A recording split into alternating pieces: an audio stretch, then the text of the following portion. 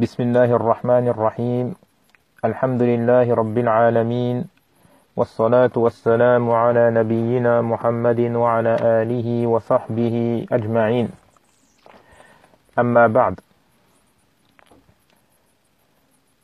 Donc ceci est le cours numéro 12 dans la lecture du livre de l'imam Abdurrahman ibn Nasir al-Sa'di rahimahullah qui s'intitule Fath al-Rahim al-Malik al-Allam. Et nous nous étions arrêtés au cours précédent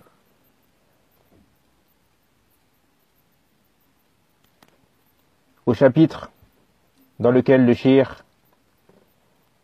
va parler de deux noms d'Allah subhanahu wa ta'ala qui sont Al-Quddus et As-Salam.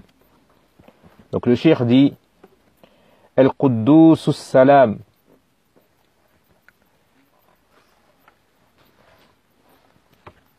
Et la traduction qui m'est parue le plus convenable concernant le nom Al-Quddus, c'est le saint avec un T. Le saint, S-A-I-N-T. Car le saint, en français, pour parler d'Allah subhanahu wa ta'ala, désigne celui qui est par essence la perfection et la pureté absolue. Donc, le mot redonnant le meilleur sens du nom en arabe, Al-Quddus, en français c'est le saint avec un T. Quant au nom As-Salam,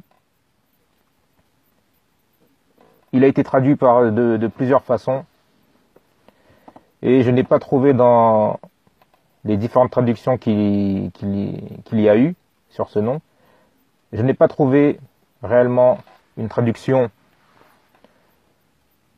faisant apparaître le sens de ce nom, As-Salam, selon l'explication des savants, telle que va nous l'expliquer ici le cheikh Abdurrahman al-Sa'di rahimahullah.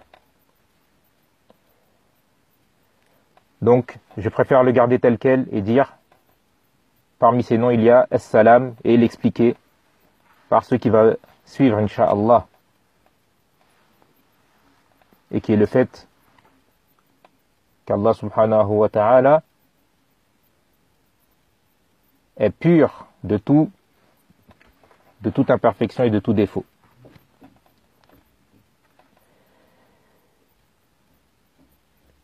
Le cheikh dit ensuite أي الذي له كل قدس وطهارة وتعظيم وتقدس عن صفات النقص.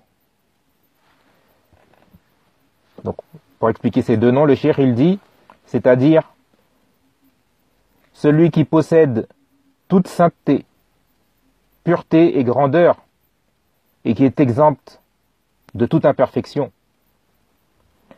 فالقدوس يرجع إلى صفات العظمة وإلى السلامة من العيوب والنقائص. Donc le nom Al-Quddus revient aux attributs de grandeur ainsi qu'à l'absence de défauts et d'imperfections. كما أن السلام يدل على المعنى الثاني فهو السالم من كل عيب وآفة ونقص. De même, As-Salam indique ce deuxième sens. Il est donc Allah subhanahu wa ta'ala, celui qui est pur de tout défaut, de toute déficience et de toute imperfection.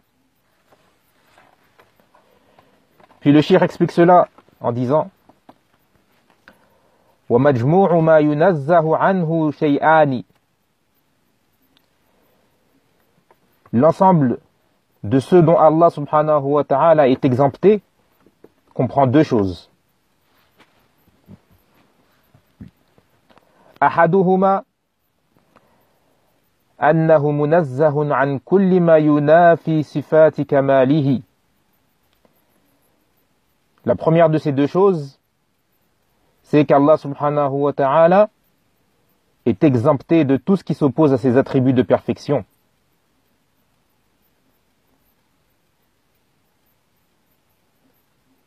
Qu'Allah subhanahu wa ta'ala est exempté de tout ce qui s'oppose à ses attributs de perfection. فإن له المنتهى في كل صفة كمال. En effet, il possède le paroxysme, le summum de tout attribut de perfection.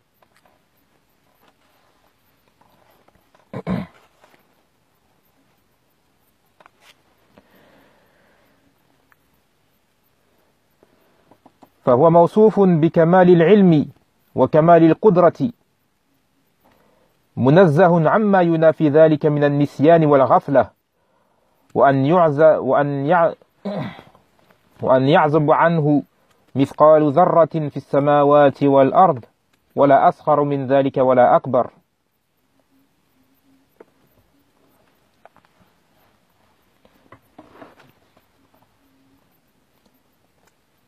Il est donc qualifié de la plénitude de la science et la totalité du pouvoir, exempté de ce qui s'y oppose, comme l'oubli, la négligence, ou que lui échappe une chose du poids d'un atome dans les cieux ou sur la terre, ni même une chose plus petite ou plus grande que cela. ومنزه عن العجز والتعب والإعياء واللغوب.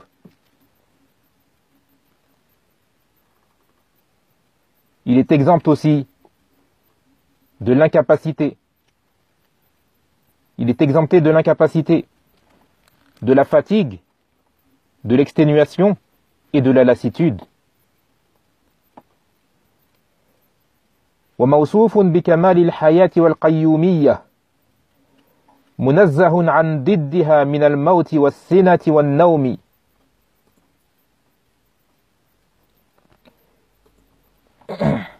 Il est également qualifié de la plénitude de la vie et de la totale gestion, exempté de leurs contraires, qui sont la mort, la somnolence et le sommeil.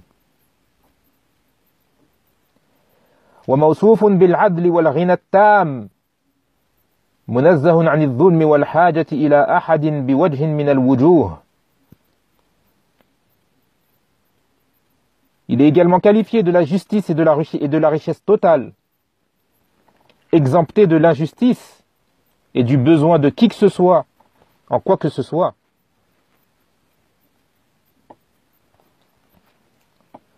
وموصوف بكمال الحكمة والرحمة منزه عما يضاد ذلك من العبث والسفه وأن يفعل أو يشرع ما ينافي الحكمة والرحمة. Il est aussi qualifié de la plénitude de la sagesse et de la miséricorde, exempté de tout ce qui contredit cela, comme la futilité, la sottise, et qu'il fasse ou légifère ce qui s'oppose à la sagesse et à la miséricorde. Et je précise que dans la version traduite par les éditions Ibn Badis, ils n'ont pas traduit le mot « aw yashra'», c'est-à-dire qu'il légifère, ou qu'il légifère ceux qui s'opposent, etc. Puis le shir dit وهكذا جميع صفاته منزه عن كل ما ينافيها ويضادها. Il en est de même. Il en est de même pour tous ses attributs il est exempté de tout ce qui s'y oppose et les contredit.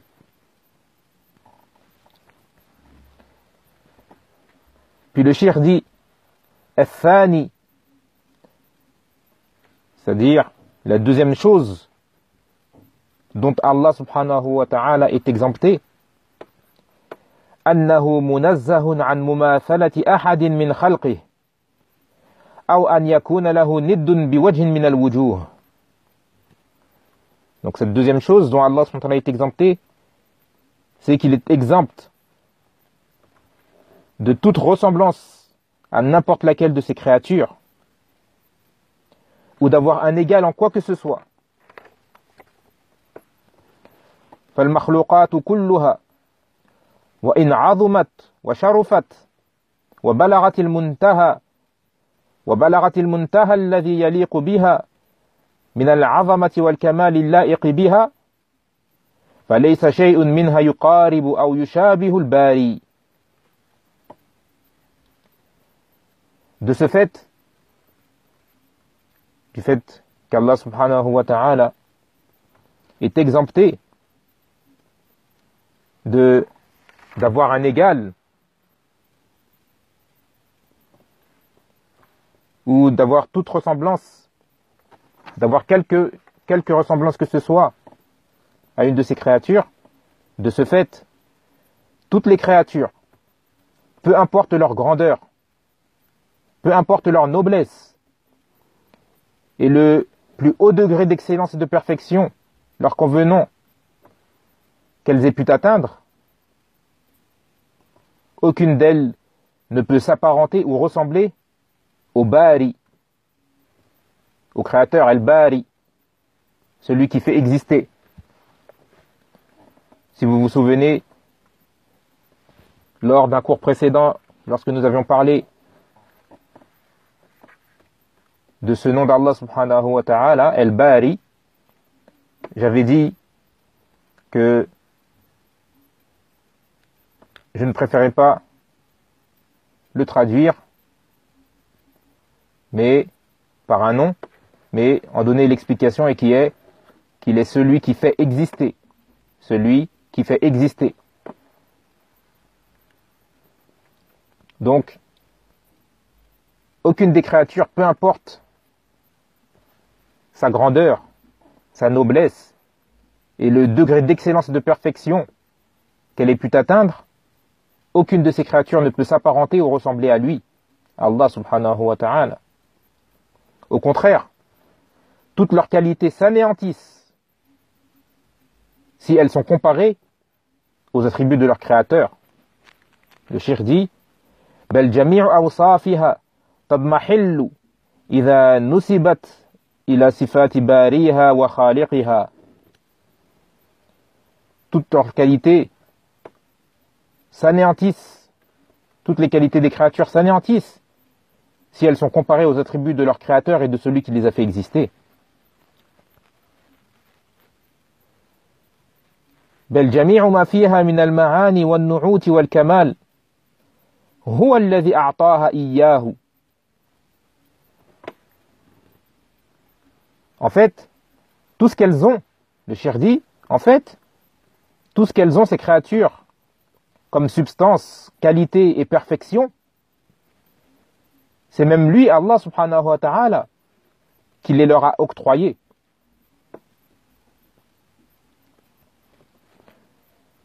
فهو الذي خلق فيها العقول والسمع والأبصار والقوى الظاهرة والباطنة. C'est lui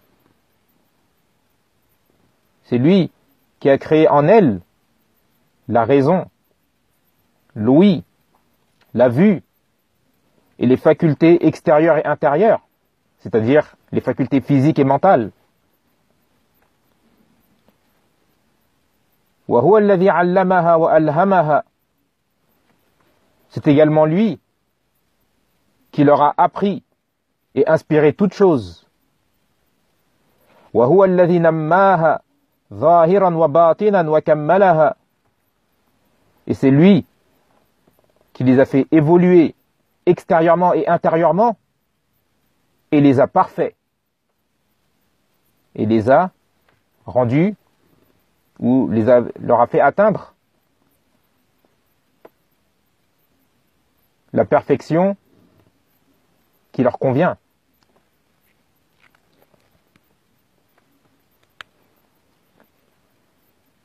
قالت الرسل والملائكة لا علم لنا إلا ما علمتنا. Les messagers et les anges dirent: nous n'avons aucune science, mis à part ce que tu nous as appris. Puis le cheikh dit: وفي الحديث القدسي يقول الله تعالى: يا عبادي كلكم ضال إلا من هديته فاستهدوني أهدكم يا عبادي كلكم جائع إلا من أطعمته إلى آخر الحديث. Le cheikh dit donc, et dans le hadith Qudsi: ô mes serviteurs, vous êtes tous égarés, sauf celui que je guide. Demandez-moi donc de vous guider, je vous guiderai. Ô mes serviteurs, vous êtes tous affamés, sauf celui que je nourris, etc. jusqu'à la fin du hadith. Hadith rapporté par Muslim d'ailleurs. Et ici, en guise d'explication, car le cheikh dit fil hadith al-Qudsi, dans le hadith Qudsi, il faut savoir que le hadith Qudsi, c'est-à-dire le hadith saint, avec un T, appelé également hadith divin, el hadith al-ilahi, les savants disent que le hadith Qudsi est un hadith dont les mots et le sens provient d'Allah subhanahu wa ta'ala, mais que c'est une révélation qui ne fait pas partie du Coran, et qu'elle n'a pas donc le même statut que le Coran. Car, comme les savants expliquent, ils disent que ce qui a été révélé au prophète sallallahu alayhi wa sallam est de trois types. La première des choses, le premier type, c'est ceux dont les termes et le sens provient d'Allah subhanahu wa ta'ala et qui est impossible à reproduire, comme Allah subhanahu wa ta'ala en a défié l'humanité tout entière, les djinns et les hommes. Et ce premier type, c'est le Coran. Les mots du Coran et le sens des versets, tout cela provient d'Allah subhanahu wa ta'ala. Il a fait de ce Coran un miracle qu'il a donné au prophète Mohammed sallallahu alayhi wa sallam, par lequel il a défié toutes les créatures, les djinns et les hommes, de produire une chose semblable, en précisant qu'elles ne pourront jamais. Donc c'est le premier type de choses qui ont été révélées au prophète sallallahu alayhi wa sallam par Allah, qui est ceux dont les termes et le sens provient d'Allah subhanahu wa ta'ala et qui est impossible à reproduire en quoi que ce soit. Le deuxième type de choses qu'Allah subhanahu wa ta'ala a révélé au prophète sallallahu alayhi wa sallam, c'est ceux dont les termes et le sens provient d'Allah subhanahu wa ta'ala, mais n'a pas cette qualité de miracle impossible à reproduire. N'a pas cette qualité de miracle impossible à reproduire. Donc les mots et le sens des mots provient d'Allah subhanahu wa ta'ala, mais Allah subhanahu wa ta'ala n'en a pas défié les créatures de produire quelque chose de semblable. Et ceci, ce deuxième type, c'est le hadith qudsi, le hadith saint, qu'on appelle également le hadith al-ilahi, le hadith divin. Donc, le hadith divin, c'est un hadith dans lequel les mots qui sont utilisés, les mots qui sont cités, ont été prononcés par Allah subhanahu wa ta'ala. Allah a dit ces choses et le sens également des mots, il provient d'Allah subhanahu wa ta'ala, mais ce n'est pas un miracle. Il n'a pas cette caractéristique de miracle.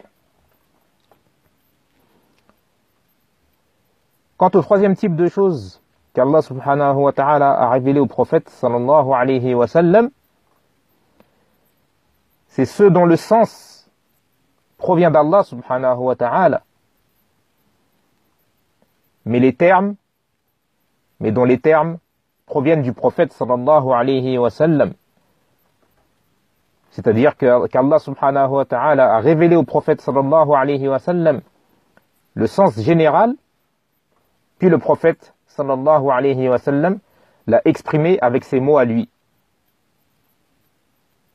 Et ça, ce troisième type, c'est le hadith prophétique, le hadith nabawi, le hadith prophétique, contrairement au hadith qudsi, dont les termes, les mots employés, proviennent d'Allah subhanahu wa ta'ala, tout comme son sens.